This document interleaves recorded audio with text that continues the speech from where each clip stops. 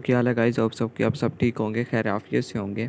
अच्छा देखें, सबसे पहले तो आपको चैनल पे खुश आमदीद। ठीक है, आज की इस वीडियो में हम एएसएफ के रिलेटेड डिस्कस करेंगे कि एएसएफ का टेस्ट पैटर्न कैसा होता है, क्या क्या नकात होते हैं, अहम इंपॉर्टेंट पॉइंट को डिस्कस करेंगे। ठीक है, जिसको आपको अगर आप टेस्ट देने जा रहे हैं तो आपको ये पॉइंट्स लाजमी पता होना चाहिए। ठीक है, आपको पता है मैं रिसेंटली एएसएफ में के साथ साथ जीडी पायलट की वैकेंसी भी अनाउंस हो चुकी है, उसके अलावा एएफएनएस की भी वैकेंसियाँ अनाउंस हो चुकी हैं। अब मैं उनकी भी प्रिपरेशन करवा रहा हूँ। ठीक है, अगर आप भी करना चाहते हैं तो बस चैनल को सब्सक्राइब कर दीजिए। ठीक है, वीडियो अच्छी लगे तो ये वाली वीडियो लाइक कर दीजिएगा। तैयारी मैं इस हिसाब से करवाता हूँ कि जो कैंडिडेट्स टेस्ट दे के आते हैं मैं उनका एक्सपीरियंस आपके साथ शेयर करता हूँ। वो मेरे साथ कैंडिडेट्स के साथ मेरे साथ एक्सपीरियंस शेयर करता है, मैं आगे कैंडिडेट्स के साथ एक्सपीरियंस शेयर करता हूँ। ठीक है, तो इसलिए मैं काफ़ी मसरूफ़ था असल में। एएसएफ के साथ साथ एएफएनएस की भी तैयारी करवानी होती है उनको। वर्बल और नॉन वर्बल के रिलेटेड जो इम्पोर्टेंट निकात हैं वो उनके साथ पेश करने होते हैं। ठीक है, उनका वर्बल के बारे में कंप्लीट डिस्कस करना होता है। ठीक है, फ़िज़िक्स के इंशाल्लाह मैं आपके साथ भी पीडीएफ शेयर करेंगे अगर आप एयरमैन में अप्लाई करना चाहते हैं। ठीक है, तो इंशाल्लाह सब कुछ आपको इस चैनल पे मिलेगा, तो चैनल को आपने लाजमी सब्सक्राइब कर लेना है। ठीक है, तो जनरल ड्यूटी पायलट की भी मैं इसी तरह वैकेंसियाँ नहीं है उसकी भी तैयारी करवा रहा हूँ। ठीक है, उसके अगर आप तैयारी करना चाहते हैं तो कमेंट बॉक्स सेक्शन में लिख सकते हैं, इंशाल्लाह आपको भी ग्रुप में ऐड कर दिया जाएगा। तो इस चैनल पे आपको सब जॉब के रिलेटेड इंशाल्लाह कम्प्लीटली डिटेल मिलेगी। ठीक है, इस वीडियो में तो आपको इंशाल्लाह एएसएफ के रिलेटेड इंपॉर्टेंट जो मटेरियल है वो आपको मिलेगा। ठीक है, तो मेरा तरीक़ाकार जो है वो इंशाल्लाह मैं आपके साथ फिर सिर्फ वही मटेरियल आपके साथ शेयर करता हूँ जो आपके टेस्ट में आता है। अब बहुत से ग्रुप में ज्वाइन हो जाते हैं। ठीक है, तो कुछ जो कैंडिडेट्स हैं वो कन्फ्यूज़ हो जाते हैं। कुछ ग्रुप होते हैं वो उनको बस गपशप ग्रुप होते हैं। ठीक है, बस उनको गपशप होती रहती है, डेट कब हो रही है, लास्ट डेट कब तक अप्लाई कर सकते हैं, वो एक फजूल ग्रुप। वहाँ पे एक स्टूडेंट का टाइम वेस्ट करते हैं अपना। दूसरी बात, दूसरे जो ग्रुप्स होते हैं जिनमें बेतहाशा मटेरियल प्रोवाइड किया जाता है, तो इतने मवाद को देख के स्टूडेंट कन्फ्यूज़ हो जाते हैं कि कौन कौन सा मवाद जो है तैयार करना चाहिए। मैं आपको एक मखसूस मटेरियल देता हूँ। ठीक है, जिसको आप तैयार करके आसानी से आप जो है टेस्ट क्लियर कर सकते हैं। ठीक है, टेंशन लेने की कोई ज़रूरत नहीं है। इंशाल्लाह इस चैनल पे आपको सब मवाद मिलेगा। इजीली आप जो मैं आपको बताऊंगा तरीका उसको अपना कर आप इजीली टेस्ट जो है वो क्लियर कर सकते हैं। ठीक है, तो एक्सपीरियंस में ये आपके साथ शेयर करूँगा। ठीक है, आपको इंशाल्लाह कन्फ्यूजन की कोई ज़रूरत नहीं है।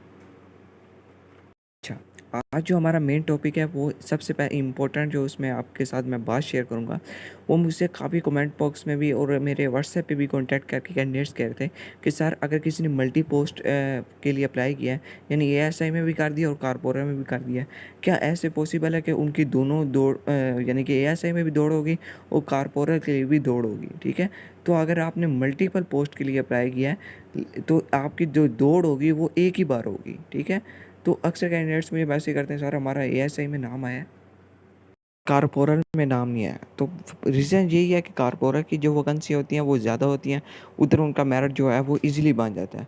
लेकिन इधर एएसआई में फिर उनकी जो वैकेंसी होंगी वो कम होंगी तो मेरिट ये कम बनेगा। ये क्वेश्चन जो है वो मल्टीपल पोस्ट वाला इंटरव्यू के हवाले से बहुत ही अहम है। इंटरव्यू हवाले से इसलिए अहम है कि फ़र्ज़ करें आपने अप्लाई किया है एएसआई में भी कारपोरल में भी। ठीक है, या तो आपसे वो जो साइकोलॉजिस्ट होगा वो आपसे ये सवाल नहीं करेगा भाई आपने तो दो का सिपाही के लिए भी अप्लाई कर दिया, ऑफिसर के लिए अप्लाई कर दिया, क्यों ना हम आपको सिपाही भर्ती कर लें। तो आपने एक ही पोस्ट के लिए अप्लाई करना है। ठीक है, यानी कि जैसे एक बंदे ने एयरमैन में भी अप्लाई कर दिया और जनरल ड्यूटी पायलट में भी अप्लाई कर दिया, तो इस तरह तो नहीं होगा ना। आपने एक ही पोस्ट पे अप्लाई करना है। ठीक है, तो उसी पे आपने जो फोकस रखना है। ठीक है, उसी के रिलेटेड आपने प्रिपरेशन करनी है। मल्टीपल पोस्ट पे आप अप्लाई ना कीजिएगा, तो उसका फ़ायदा नहीं होगा। और सेकेंडली जो अहम बात है, अगर आपने कारपोरा में भी अप्लाई किया है या एएसआई में अप्लाई किया, तो आप दोनों को जो पेपर है वो एक ही होगा। ठीक है, यानी कि आपने ये नहीं होगा आपके लिए अलग पेपर होगा। तो बेहतर यही है कि आप एएसआई में अप्लाई करें क्योंकि आपको एक ही पेपर गिवन देना है। ठीक है, तो इसी चैनल पे आपको तमाम एएसएफ के जो रिलेटेड मटेरियल है। ठीक है, फिज़िक्स के सॉरी इंग्लिश के कौन से क्वेश्चन होते हैं। ठीक है, तो इंशाल्लाह मैं इस वीडियो के लास्ट में आपको होमवर्क भी दूंगा, क्योंकि जब 7 सितंबर से हम बाकायदा अपनी जो एक्सपीरियंस है वो आपके साथ शेयर करेंगे। उससे पहले आपने जो तैयारी करनी है वो इंशाल्लाह मैं आपको वीडियो के लास्ट पे भी बताऊंगा। ठीक है, कि कौन कौन सा आपको जो होमवर्क है वो कौन सा करना है। ठीक है, सबसे पहले जो आपको होगा वो फ़िज़िकल टेस्ट होगा। फ़िज़िकल टेस्ट में आपकी जो डेट होगी यानी कि जो उधर स्लिप पे आपको बताया गया होगा कि आपने 1.5 किलोमीटर दौड़ होगी, ठीक है, और वो तकरीबन बॉयज़ के लिए 7 से 8 मिनट होंगे और गर्ल्स के लिए 1 किलोमीटर में आलमोस्ट जो कवर करना होगा वो उन्होंने 12 मिनट में कवर करना होगा। लेकिन ऐसा बिल्कुल भी नहीं है, ठीक है। तो दौड़ के लिए क्या क्राइटेरिया है, तो आप मेरी ये जो ऑडियो पॉडकास्ट है ये लाजमी सुन लें। आपको सबसे पहले जब आप सेंटर पहुंचेंगे तो जहाँ से आपने दौड़ करनी है वहाँ तक तकरीबन 1.5 किलोमीटर फासला होगा, वहाँ तक आपको पैदल लेके जाएंगे। तो आपका जो स्टेमिना होगा वो उसी टाइम लूज़ हो जाएगा, ठीक है। तो ऐसा करना है, स्टेमिना जो अपना बरकरार रखने के लिए आपने क्या करना है, अपने साथ जो नाश्ता है वो भरपूर कर करना है। अक्सर कैंडिडेट्स जो होते हैं वो नाश्ता नहीं करके जाते हैं, ठीक है, आज हमारा इंटरव्यू है, हमारा इंशा मेडिकल है, तो वो उधर आपका इस तरह जो है वो काफ़ी लेट प्रोसेस शुरू होगा।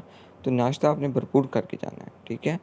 तो ताकि आपका जो स्टेमिना है वो बरकरार रखना है, और अपने बैग में एक पानी की बोतल, उसके अलावा टॉवल और कंघा वगैरह लाजमी रखना है। ये बहुत इम्पोर्टेंट बात आपसे शेयर करने लगा हूँ कि जो बॉयज़ होंगे उनके लिए जो टाइम होगा वो उन्होंने 5 मिनट दिए होंगे जिसमें उन्होंने 1.5 किलोमीटर कवर करना होगा, ठीक है। ये बात बहुत अहम है, ये आप नोट कर लीजिएगा। इसी तरह होगा हमारा एक्सपीरियंस है, ठीक है। और गर्ल्स के लिए 8 मिनट हो गए जितने जो उन्होंने 1 किलोमीटर कवर करना होगा फासला, ठीक है।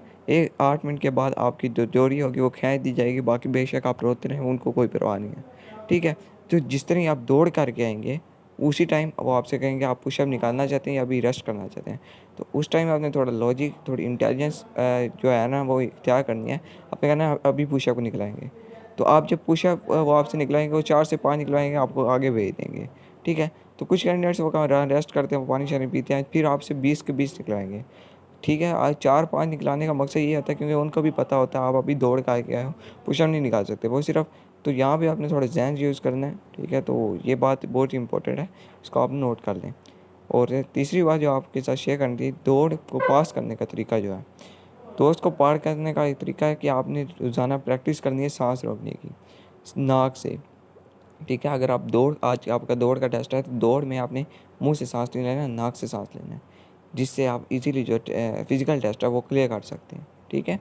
तो ये बहुत डेली बेस पे आपने प्रैक्टिस करनी है सांस रोकने की। अच्छा, तो मेरी गवर्नमेंट ऑफ पाकिस्तान से अपील है, ठीक है, जिस टाइम गर्ल्स का जो है वो फिज़िकल टेस्ट हो रहा हो तो वहाँ पे मेल्स अलाउ ना हो, ठीक है।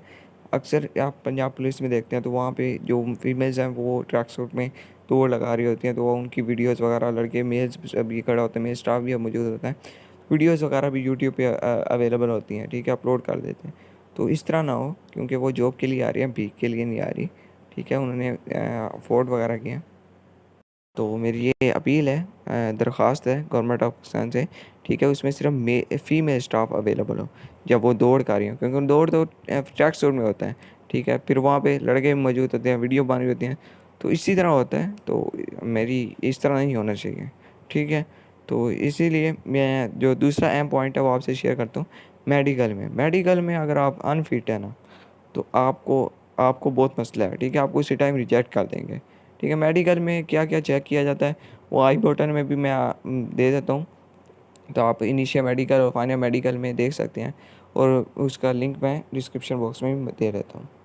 एक कैंडिडेट था जिसने नेवी में अप्लाई किया था, उसका खून गाढ़ा हो गया था, ठीक है, लेकिन उन्होंने उसे डायरेक्ट अनफिट कर दिया, ठीक है। तो खून गाढ़ा होना कोई इतना बड़ा इशू नहीं है, लेकिन इसलिए तो फाइन जो मेडिकल है वो आपका बिल्कुल क्लियर होना चाहिए, ठीक है। ये बहुत ही अहम पॉइंट्स थे, मैंने आपके साथ शेयर किए थे, ठीक है। तो इंशाल्लाह अगर आप इसको कर लेते हैं तो आप इजीली जो टेस्ट है वो क्लियर कर सकते हैं, ठीक है। तो होमवर्क की लास्ट पे बात करते हैं, और इंटरव्यू पे इंशाल्लाह मैं बाकायदा एक और लेक्चर प्रोवाइड करूँगा, जिस तरह बाकी रिटन टेस्ट के मतलब गाइडलाइन दी है। तो रिटन टेस्ट में लड़कों ने हेडफोन लगाए होते हैं, ठीक है। तो आप देखेंगे, आप घबरा जाएंगे, आप कहेंगे ये टेस्ट हो रहा है, ये कैसे टेस्ट हो रहा है, ठीक है, हेडफोन लगाए होंगे कानों में। तो आपने क्या करना है, आपने सिर्फ अपने पेपर पे फोकस रखना है, ठीक है। ये हम ये है इस अदारे में या कोई भी सिफारिश चलती होगी, ठीक है, सिफारिश कितनी 20-30%, लेकिन मैं चाहता हूँ मेरे कैंडिडेट्स का जो मेरिट है वही 70-80% में लोगों में आए। तो इंशाल्लाह अगर आप मेरी ये बाकायदा सीरीज़ देख रहे हैं तो आप इजीली जो उन मेरिट में आ सकते हैं, ठीक है, क्योंकि अल्लाह पाक किसी की मेहनत को रायगा नहीं करता। तो अल्लाह पर यकीन रखें, अपनी मेहनत जारी रखें। तो मिलते हैं इंशाल्लाह नेक्स्ट वीडियो में, तब तक के लिए अल्लाह हाफ़िज़।